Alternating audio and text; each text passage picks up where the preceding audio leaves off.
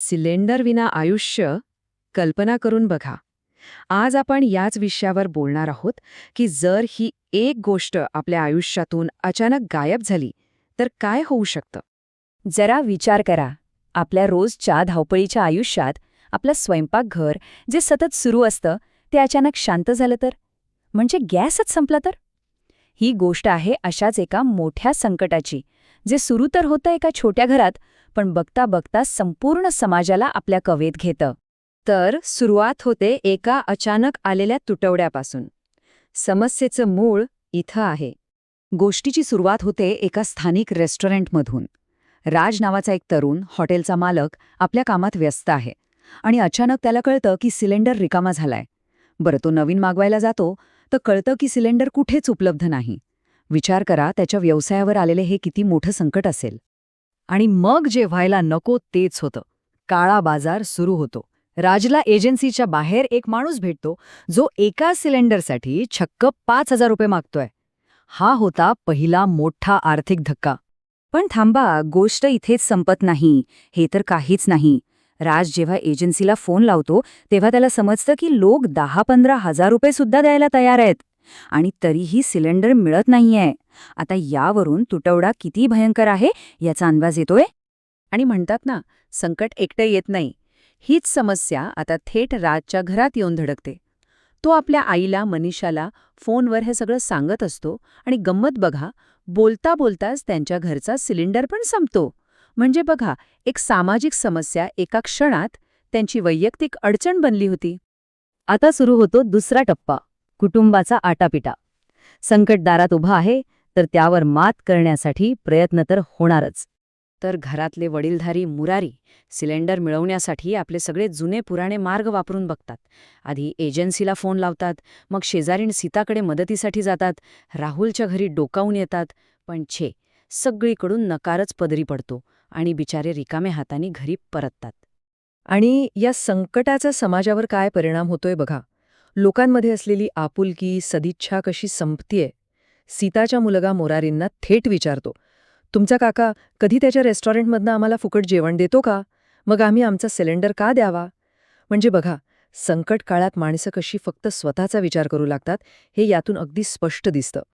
आणि हे बातमी वाऱ्यासारखी पसरते. जसे लोकांना कळतं की सिलेंडर मिळणार नाहीये, तशी संपूर्ण वस्तीत एकच घबराट पसरते. अफवांना ऊत येतो आणि मग काय, प्रत्येकजण कुठल्या तरी अफवेवर विश्वास ठेवून एजन्सीकडे सैरावैरा धावत सुटतो. एकच गोंधळ. आता येतो कथेचा तिसरा टप्पा, उपाय आणि वादविवाद. कारण संकट बाहेरून घरात आलं की मतभेद तर होणारच. आणि इथे आपल्याला दिसतो पिढ्यांमधला संघर्ष.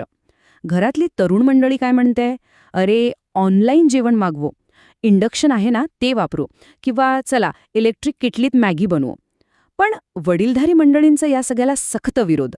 त्यांचं म्हणणं काय, मी काय अंबानीची नातेवाईक आहे का? इंडक्शनने वीज किती वाया जाते, त्यापेक्षा आपण फळं आणि काकडी खाऊन राहू. म्हणजे बघा, 2 पिढ्यांचे विचार किती वेगळे आहेत. आणि या सगळ्या वादात घरातली सून भारती एक असा उपाय सुचवते की जो ऐकून हसावं की रडावं हेच कळत नाही. ती म्हणते, मी कमीत कमी इस्त्रीवर पोळी तरी बनवू शकते. म्हणजे विचार करा, परिस्थिती किती हताश झाली असेल. यात एक प्रकारचा काळा विनोदही आहे. आणि भारती फक्त बोलते असं नाही, ती खरंच ते करून दाखवते.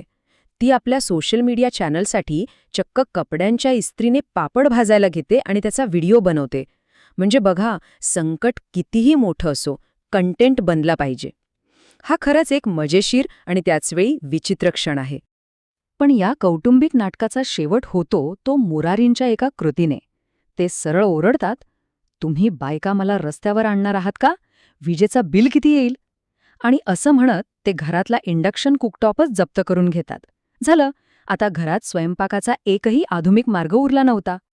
आणि मग जेव्हा सगळे आधुनिक पर्याय संपतात तेव्हा आठवण येते एका जुन्या विसरलेल्या गोष्टीची. छतावर कुठेतरी धूळ खात पडलेला एक केरोसिनचा स्टोव्ह. हाच आता त्यांचा शेवटचा आणि एकमेव आधार होता. आता ही गोष्ट फक्त एका कुटुंबापुरती मर्यादित राहिलेली नाही. आपण येतोय चौथ्या टप्प्यावर, गोंधळलेली वस्ती. पाहूया हे संकट आता संपूर्ण समाजाला कसं वेठीस धरतं. जेव्हा जवळपास प्रत्येक घरात स्वयंपाक करणं अशक्य होऊन बसतं तेव्हा संपूर्ण हाऊसिंग सोसायटी एकत्र येते. एक तणावपूर्ण आपत्कालीन बैठक बोलवली जाते आणि त्यासोबतच एक सामुदायिक जेवणाचा घाट घातला जातो. काहीतरी तोडगा काढणं गरजेचं होतं. पण जिथे टंचाई असते ना, तिथे माणसाचं मूळ रूप दिसतं. या सामुदायिक जेवणातही तेच होतं. राज आपल्या आईला, मनीषाला, बुफेमधून जेवण साठवून ठेवताना बघतो आणि त्याला इतकं लाजिरवाणं वाटतं की तो म्हणतो, प्लीज, माझ्या आईची या सोसायटीत काहीच इज्जत नाही. म्हणजे बघा, संकटामुळे नात्यांवर आणि सामाजिक प्रतिष्ठेवर कसा परिणाम होतो.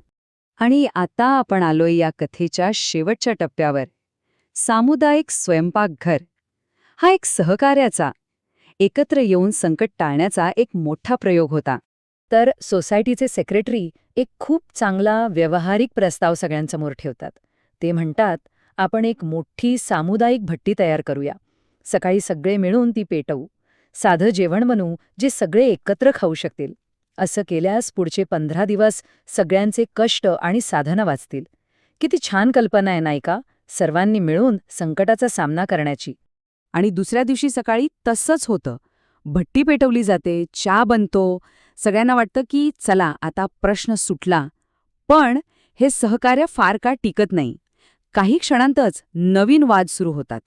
आणि मग ती सामुदायिक भावना पूर्णपणे विरून जाते. एक शेजारीण सरळ म्हणते, मी मेंटेनन्स भरते म्हणून मी जेवणार, पण मी मदत करणार नाही. मला उन्हाचा त्रास झाला तर माझ्या सासूबाईंची काळजी कोण घेईल? झालं. वाद आता सिलेंडरचा राहिलाच नाही. वाद सुरू झाला की काम कोण करणार? म्हणजे बघा, सहकार्याचा प्रयत्नच एका नव्या संघर्षाचं कारण बनलं.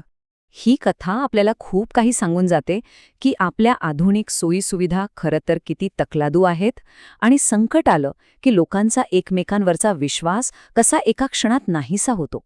आणि मग शेवटी एकच प्रश्न उरतो की अशा संकट काळात आपला समाज, आपला समुदाय हा आपला शेवटचा आधार असतो की फक्त संघर्षाचा एक पुढचा टप्पा?